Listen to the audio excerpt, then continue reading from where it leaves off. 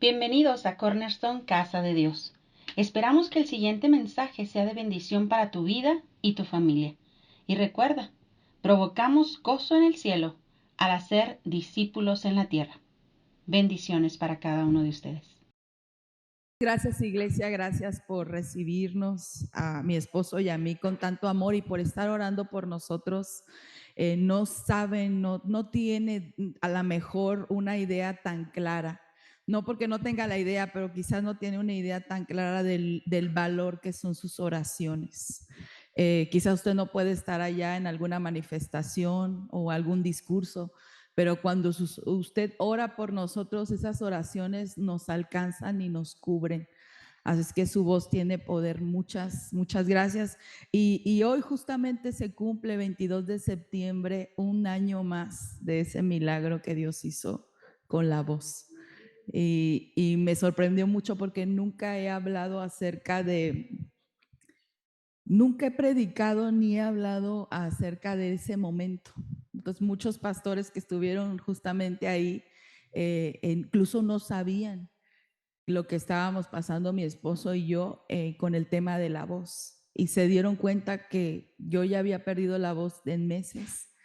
Entonces ahí fueron testigos de lo que el Espíritu Santo de Dios hizo en un minuto para cambiar una historia que estaba dicha que yo iba a quedar completamente muda, ¿no? Entonces ya estaba yo buscando eh, la forma de aprender señas. Entonces, pues esas son las cosas que Dios hace. Y bueno, quiero tomar solamente algunas ideas. Sé que ustedes han ya tratado el tema sobre el discipulado al estilo de Jesús, ¿verdad? Y conocen el libro y conocen al guapo autor que es el pastor Daniel Nájar. Y pues yo tengo la dicha de estar casada, no solamente de estar casada con él, sino de también vivir lo que el discipulado al estilo de Jesús fue. Entonces me tocará a mí como esposa contarles y hablarles un poquito acerca de lo que el discipulado al estilo de Jesús que ustedes ya conocen es desde mi voz. Porque seguramente ya leyeron al autor, seguramente han tenido al autor que ha reafirmado eso, pero ahora tengo el privilegio de hablarlo desde el punto de vista de aquella que acompaña, ¿no? Aquel que recibe esta revelación. ¿Qué les parece si oramos? Amado Dios, Dios y Padre nuestro, te damos gracias por este tiempo juntos, Señor. Espíritu Santo, toma el lugar en esta hora.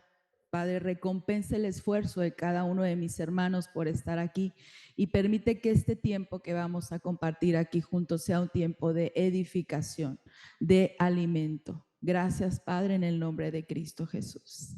Amén. Ese es uno de los libros que creo que más años le costó a mi esposo escribir, porque no fue sencillo entender cuál es un proceso de discipulado. Existen varios procesos de discipulado, ¿verdad? Y muchos de esos procesos de discipulado se basan en darle mucha fuerza al área evangelística.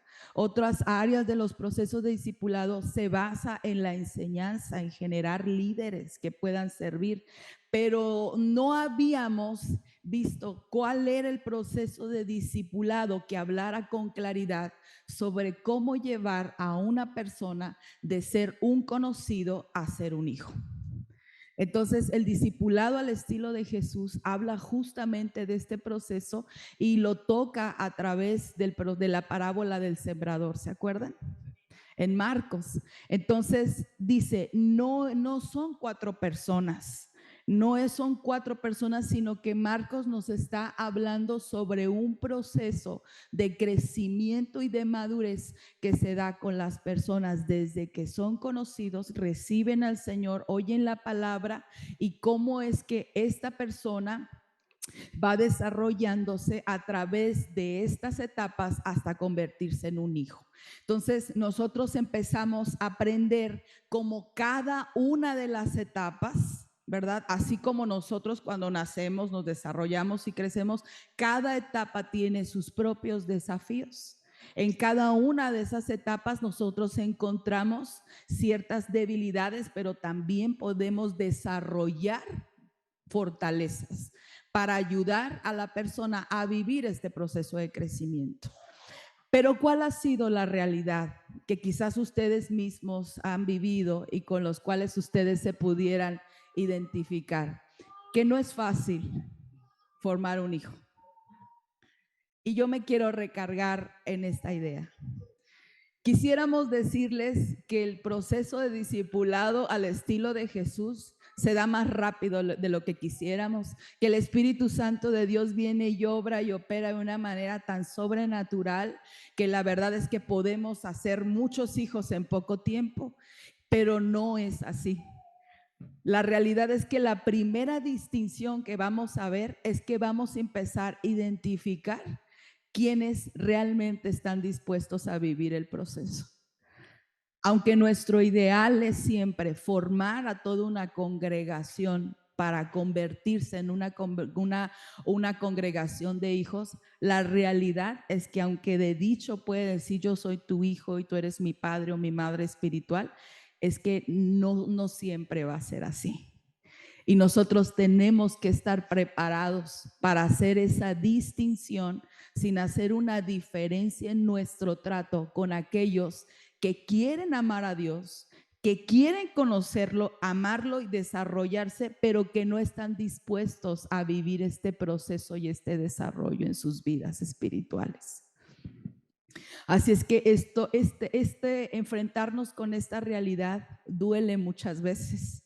Porque quizás nosotros tenemos o manejamos una cierta expectativa, porque ahora conocemos un desarrollo de un proceso de discipulado que antes no conocíamos. Entonces no nos conformamos con tener una iglesia con un número alto de congregantes. Nosotros buscamos generar hijos, pero nos damos cuenta que no todos tienen el mismo deseo ni el mismo corazón. Entonces ahí es en donde hacemos este primer choque, ¿no? Porque ahora sé lo que antes no sabía, ahora alcanzo a distinguir con mayor claridad pues lo que antes no distinguía. Y empezamos también a ser mucho más conscientes de que quizás las personas que creíamos más cercanos a nosotros como pastores no tenían el corazón de hijos y solamente fueron siervos o solamente fueron amigos o sencillamente les interesa solo quedarse como conocidos porque no tienen el más mínimo deseo de llevar un crecimiento real. Viven solamente de la vista, viven solamente de impresiones. ¿Están conmigo?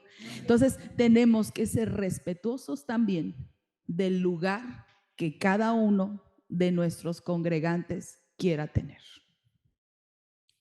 Y eso duele. Y eso cuesta.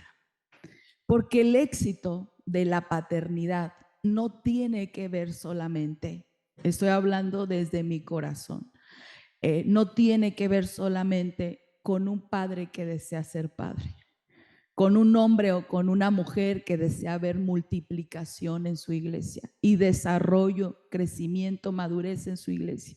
El éxito de la paternidad espiritual, en la que incluyo obviamente nuestro ejercicio como pastoras y como madres, tiene que ver también con el deseo de alguien de querer ser hijo.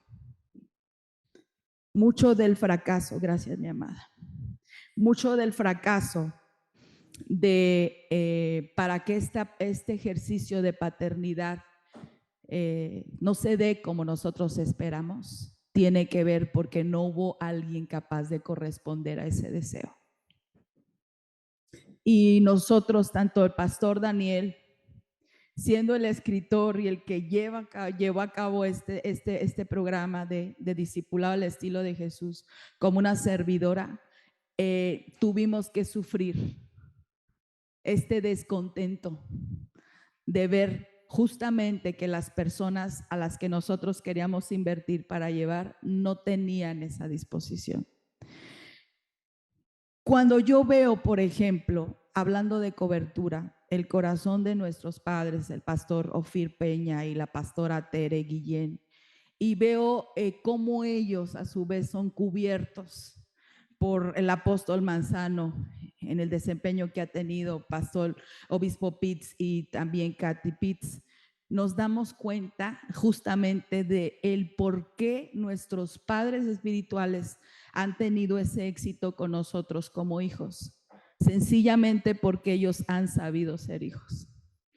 Voy a comentarles algo rápido y creo que no voy a ser imprudente, al contrario, creo que eso nos va a hablar de la grandeza del hombre que nos cubre en la red y que cubre obviamente a sus pastores.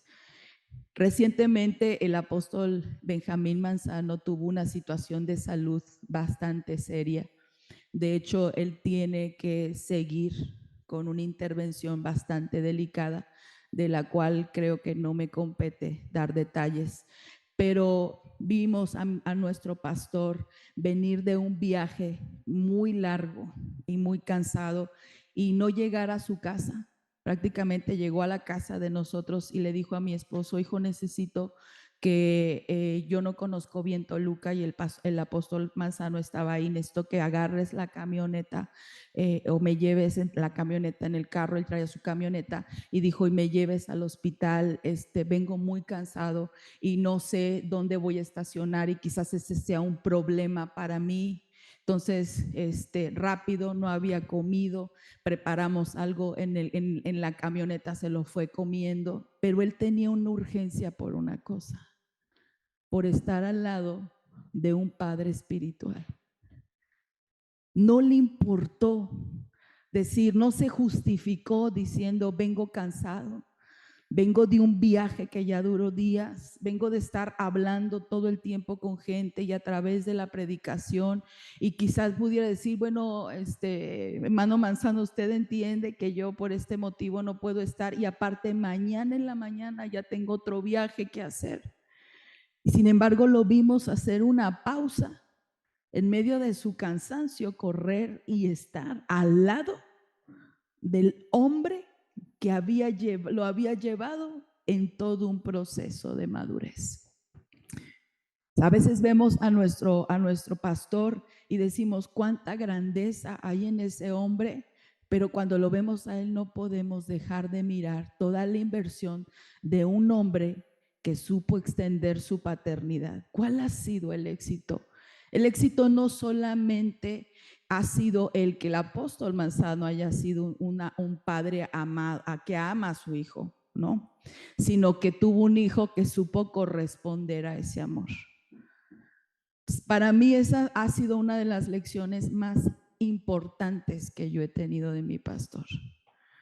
Y esto lo ha hecho una y otra vez. Una y otra vez. Nos decía: yo tengo la costumbre de por lo menos una vez al año agarrar al apóstol Manzano y decir: quiero ir y comprarle algo. Quiero ir y regalarle ropa. Quiero ir y regalarle zapatos, estar al pendiente de su salud, estar al pendiente de cómo se siente. Porque muchas veces nosotros como hijos espirituales somos tan egoístas y pudiéramos entender esta dinámica justamente con nuestros hijos naturales. Creemos que nuestros padres, por la edad, quizás más grandes, o quizás porque tienen más experiencia, o porque presumimos que tienen más conocimiento, tienen una obligación o una responsabilidad mayor que nosotros para que esta relación de paternidad sea efectiva y sea eficiente. Y la realidad es que, una vez más te lo digo, el éxito de la relación de un hijo con un padre tiene que ver con alguien que también sepa ser hijo. Y eso es algo que nosotros lo hemos visto en nuestro pastor. Y eso es algo que nosotros hemos visto no solamente de una manera, sino de muchas maneras. Ahora quizás tú como hijo te estás preguntando: ¿qué tan efectiva siento esta relación de paternidad? Quizás veas en tus pastores algunas deficiencias, pero yo quiero que empieces a hacer conciencia de cuáles han sido las deficiencias tuyas que han impedido que esta relación del fruto que tiene que dar. Hasta aquí me estoy dando a entender. Es probable que sus pastores no les hayan dicho esto, pero yo se los digo porque he vivido la misma dinámica. Porque así como uno de padre vive esta dinámica para formar a los hijos, pues también uno de hijo como pastor vives esta realidad de examinarte a ti mismo para saber si verdaderamente estás cumpliendo con la parte que te toca para hacer efectiva esta relación de paternidad.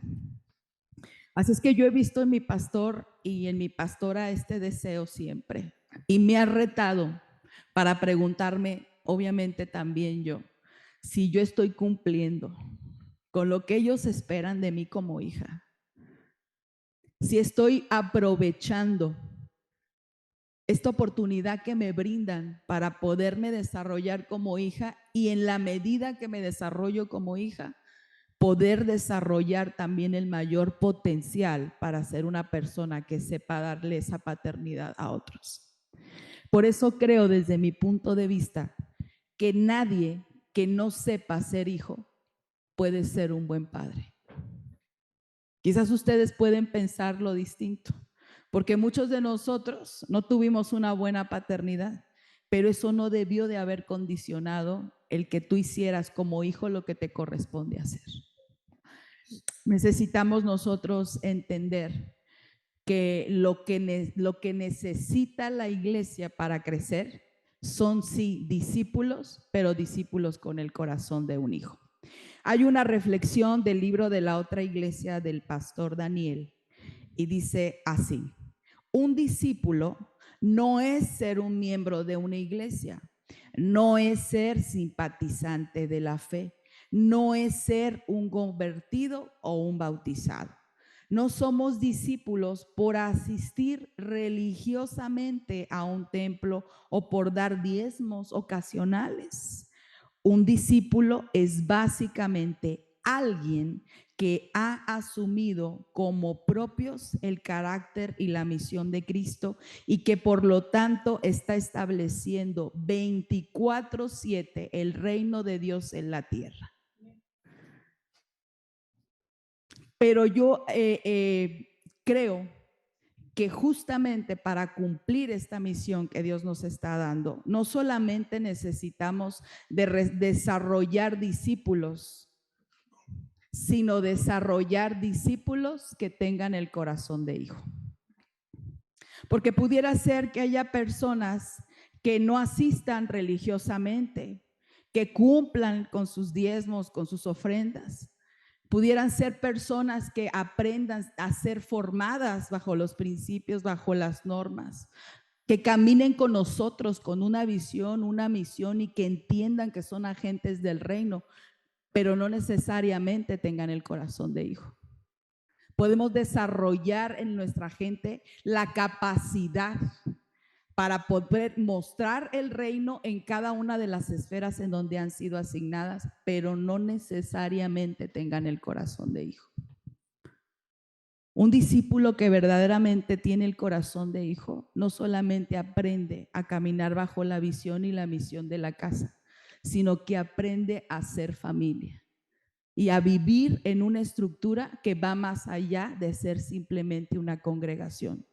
Hay buenos gestores, hay buenos administradores, hay buenos congregantes, hay gente que es fiel a Dios y hay gente que es fiel a la casa, pero tienen que entender justamente que lo que se está formando no es solamente es una estructura organizacional a la que se le tiene que dar un respeto, que no solamente hay que seguir las instrucciones de los pastores o de los líderes a los que esté a cargo, sino tiene que entender que lo que está construyendo es una familia. Cuando tú te sabes un hijo de la casa, entonces no te va a ser difícil construir una familia alrededor de ti.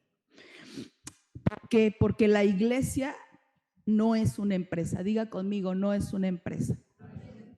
No es una organización, no es una institución, no es una asociación civil. Nos podemos enfocar en que la iglesia sea un lugar en el que se produzca, en el que haya una estructura organizacional cuidada, en que sea una institución de poder, que refleje el poder de Dios. Nos podemos enfocar mucho en planes y proyectos sociales, pero la iglesia va mucho más allá de eso. ¿Debe de tener una administración de empresa? Sí. ¿Debe de tener una estructura de organización? Sí. ¿Debe de honrarse como en una institución? Sí. ¿Se debe de servir hacia afuera? Sí. Pero la iglesia tiene que oler a familia. Van a haber personas que van a llegar en esta casa y van a querer seguir ese proceso de venir a conocer y van a ser conmovidos por la estructura, por la organización, por lo que vean en ustedes, por lo que vean que hacen en ustedes. Pero lo que realmente va a conmover a una persona para quedarse aquí es saber que el mayor beneficio que puede tener es sentirse hijo. Que puede encontrar entre ustedes a un hermano o a una hermana que quizás nunca tuvo.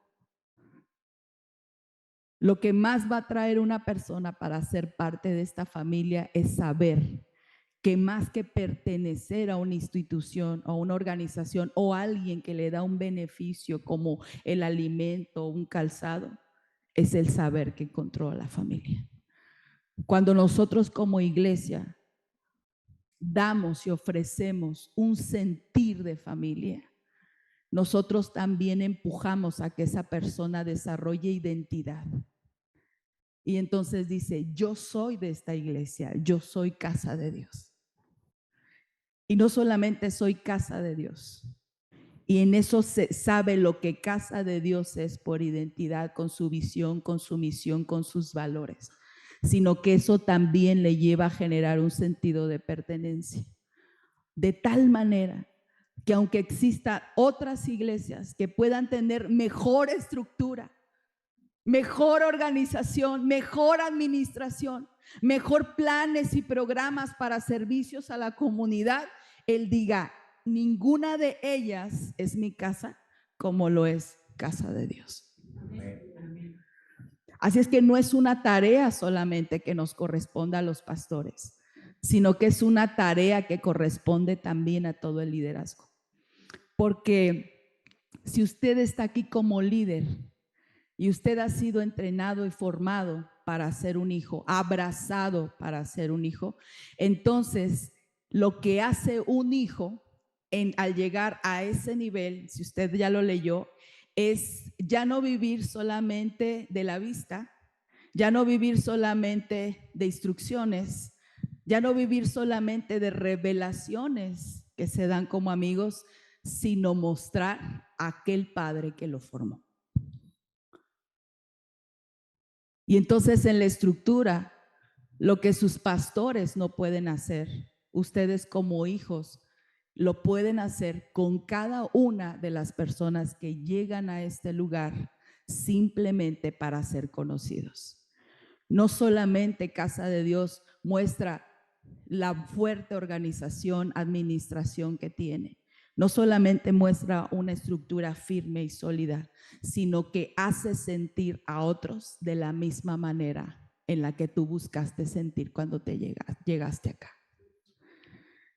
Y cuando tus pastores no están, entonces estás tú.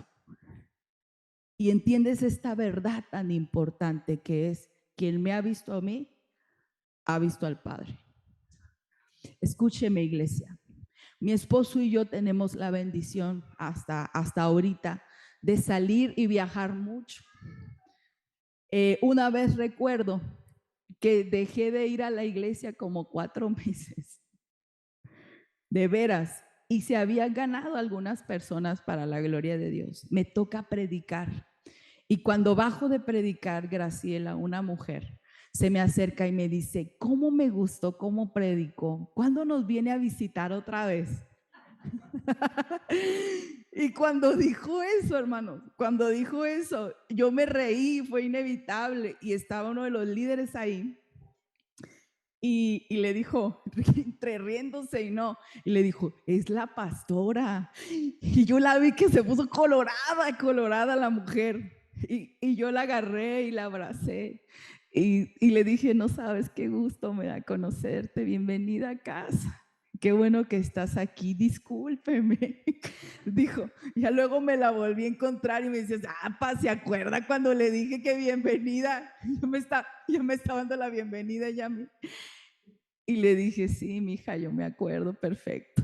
Pero ¿sabe qué me di cuenta?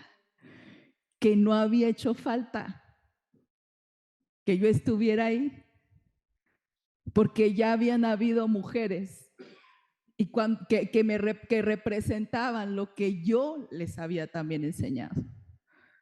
Entonces, la pastora Yucade pudo haber no venido 4 meses y para mí fue una invitada, pero las hijas hicieron lo que yo haría, decían lo que yo diría.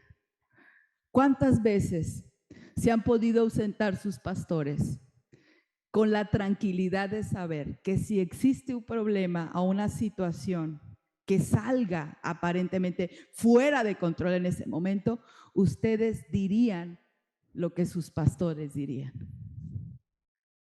Esto mi pastor lo haría así. ¿Alguna vez lo han pensado? No, es que si estuviera mi pastor aquí, ¿qué haría? ¿Qué haría en este problema? ¿Qué haría?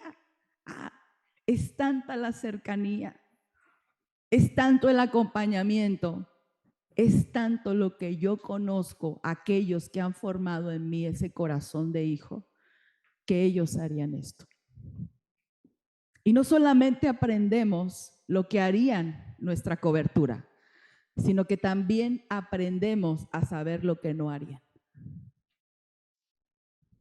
Una vez estuvimos mi esposo y yo en un evento de jóvenes de la red y mi esposo no estaba y se presentó una situación bastante complicada y estaban ahí los pastores de la red, hombres que están dirigiendo iglesias y ministerios, hombres que han tenido que tomar decisiones serias como cabezas de ministerios y de iglesias, que han tenido que aprender a tener una resolución de conflictos y de problemas, a pastorear y lidiar con temperamentos, caracteres diferentes, personalidades diferentes. Y mi esposo no estaba. Y decían, ¿qué hacemos con esto? Y yo me entretuve tanto, porque yo estaba sentada ahí con esos tremendos hijos espirituales y los veía que uno decía, vamos a hacerlo así, y el otro decía, vamos a hacerlo de otra manera. No, pero es que yo creo que va a ser mejor de esa. Y ahí estaban los tres sin llegar a un consenso, un acuerdo de lo que se tenía que hacer. Y me decían a mí, bueno, Paz, no, es que pues es más fácil que la pastora nos diga qué hacemos, ¿no? Pastora, ¿qué hacemos? No, pues tome la decisión, ¿qué hacemos? Y yo me empecé a reír y le dije, yo no les voy a decir qué hacer. Yo sé lo que haría mi esposo.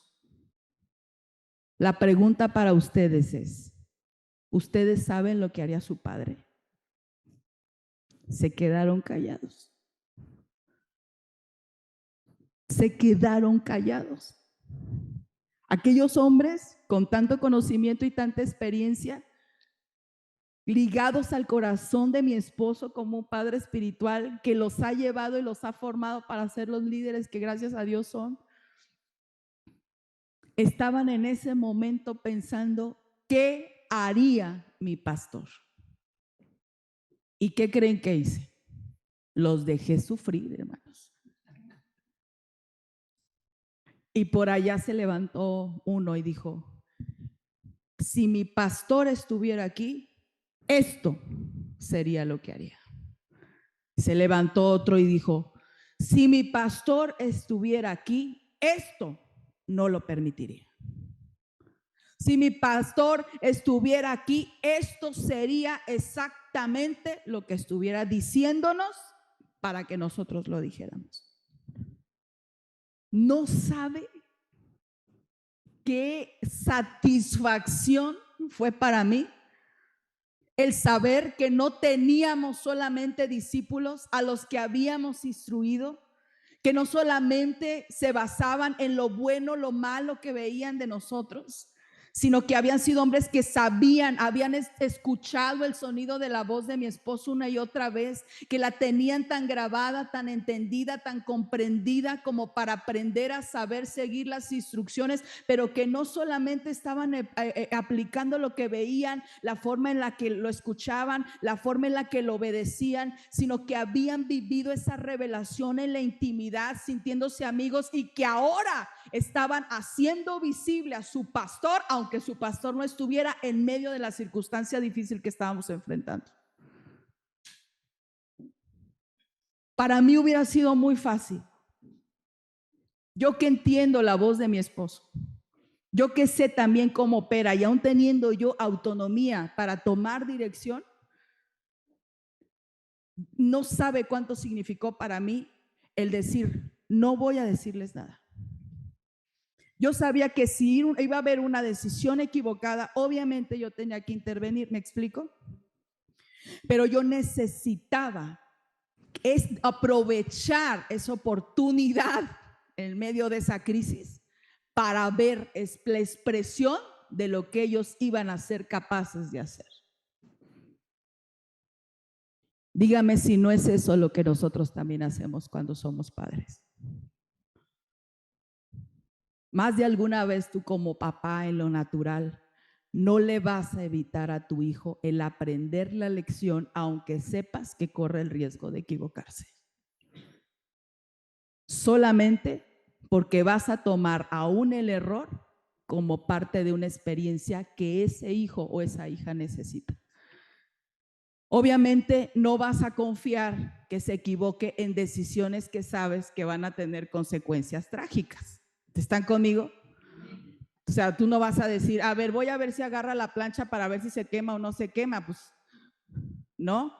Pero como padres espirituales, nosotros más de alguna vez vamos a tener que tener ese ejercicio, y como líder tú, como un hijo que está creciendo para convertirte en una cobertura, en un guía de discipulado para otros, vas a tener que responder a las lecciones que tus pastores te están dando para aprender a vivir ese proceso aún con las personas que estás discipulando. Así de importante es el discipulado. Por eso va más allá de ser solamente un proceso técnico, en donde hacemos una evaluación o una calificación de acuerdo al avance que tiene cada persona. Tiene que ver con poder conectar el corazón. Tiene que ver con desarrollar esa conexión de conectar el corazón por dos voluntades que están dispuestas. Tanto aquel que brinda la cobertura como aquel que está dispuesto a recibirla. Tenemos que estar dispuestos a asumir nuestras propias fallas y no ver solamente las fallas de aquellos que deberían de hacer las cosas para nosotros de cierta manera. Necesitamos también desarrollar esta habilidad, desarrollar esta capacidad de ser hijos para poder ser padres.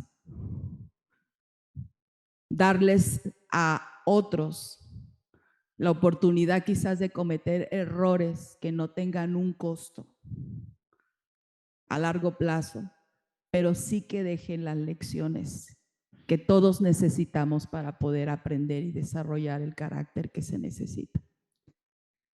¿Cuántos de ustedes estarían dispuestos a que sus pastores les hagan esta prueba de vez en cuando y les digan, dime qué haría yo? Si yo te pusiera este problema, ¿cómo lo resolverías? Me acuerdo que en un tiempo de entrenamiento, mi papá, que estábamos ahí, justamente dando la clase de discipulado de Jesús, decíamos, no, pues es que es mucho riesgo meterlos a atender un cierto problema, ¿no? Vamos a tratar de desarrollar, porque cuando tú ya enfrentas una cierta problemática, iglesia, ya el resultado no solamente te afecta a ti, o sea, no es como una problemática de tu vida. ¿Sí me explico?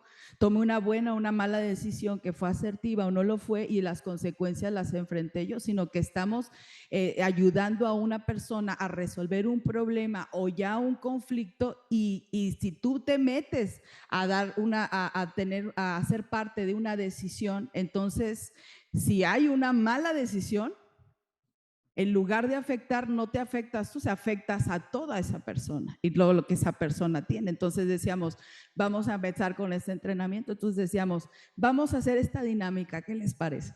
Bueno, hay 3 casos, ¿no? Que no fueran de la iglesia. Caso número 1, ¿no? Llega una persona y se encuentra en esta situación, pero esta situación compromete a otra hermana de la misma iglesia y al marido, no sé si me explique. Cada vez hacíamos distintos tipos de problemáticas que si bien son reales, no eran ciertas dentro de la iglesia, ¿no? Para que no hubiera una sospecha de que se me hace que este caso es de la hermanita Anita. Y entonces decíamos a los líderes, primero por equipos, ¿no? Arreglen equipos y denme la solución a este problema. ¿Cómo es que ustedes lo llevarían? ¿No? A ver, y ustedes, este equipo, van a hacer esta resolución de este problema y ustedes este problema. Era interesante ver cómo primero nadie pudo haber hecho lo que hacíamos nosotros.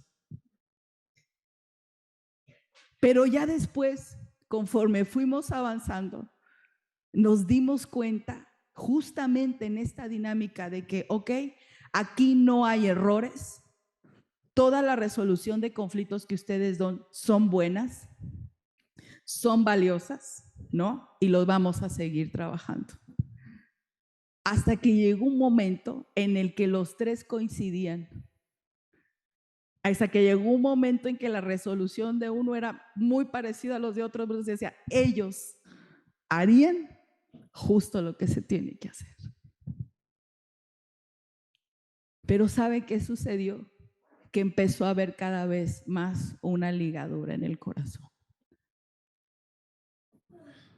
Por eso es necesario que exista este deseo de las 2 partes. Van a haber mucha gente que va a llegar a nuestras iglesias, que va a creer que estar aquí es lo más sencillo, pero pocos van a estar dispuestos a ser formados para pagar el precio en la toma de decisiones. Cuando yo veo en la palabra la forma como cuando Jesús es crucificado, una vez en la oración le dije, Señor, pensaba yo justamente en aquellos que querían echar suerte por las vestiduras y el calzado. ¿Se acuerdan? Y me clavé tanto en esa idea que cuando estaba orando le dije, Señor, todos queremos lo mismo. Todos queremos la vestidura y el calzado.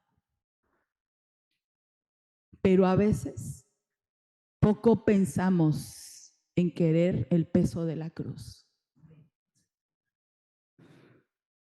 Queremos vernos como tú. Queremos que nos vean y te vean a ti.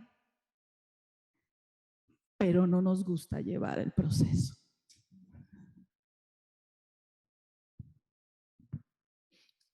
¿Qué les parece? ¿Seremos capaces de amar a nuestros padres y a nuestros líderes? ¿Seremos capaces, iglesia, de formar ese corazón y de llevar realmente el proceso de ser un conocido a ser un hijo? ¿Por qué no nos ponemos de pie y oramos?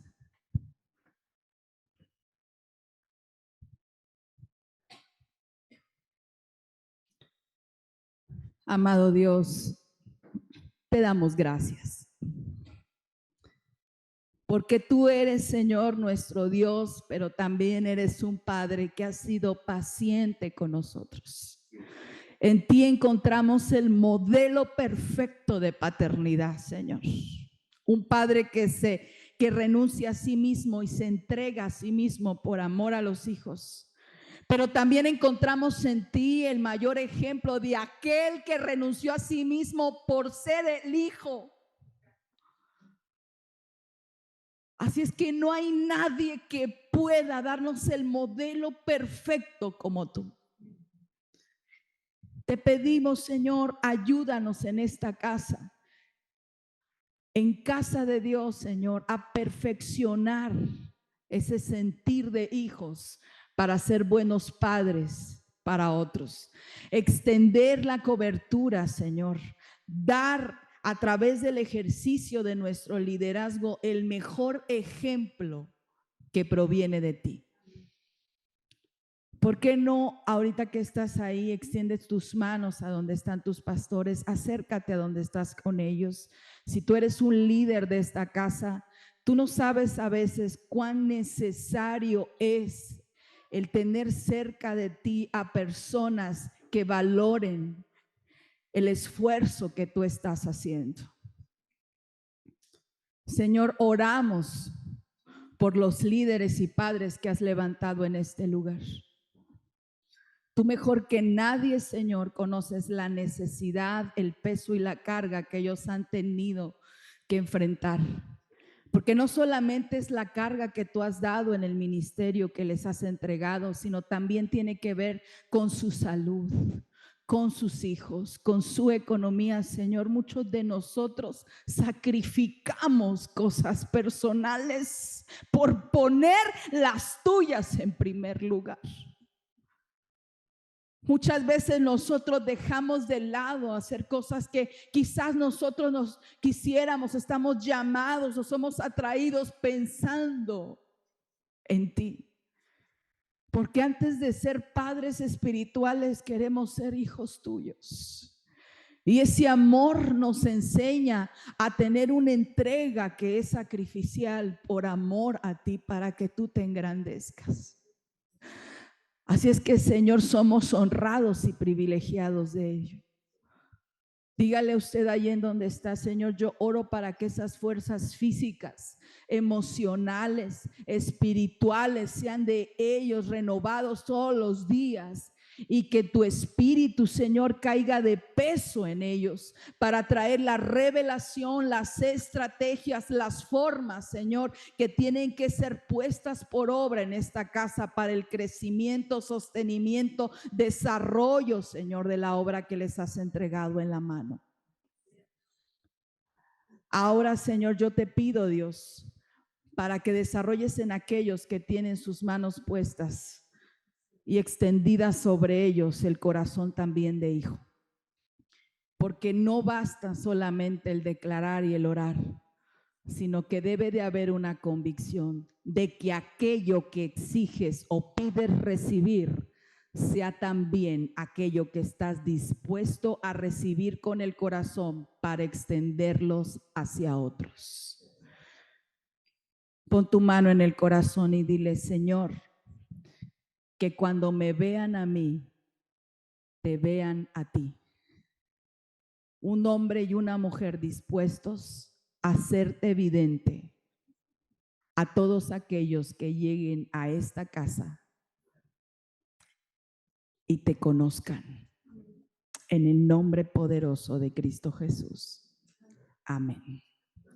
Gracias, iglesia. Gracias. Esperamos que lo aprendido hoy haya sido de bendición para tu vida. Nos vemos en la próxima emisión.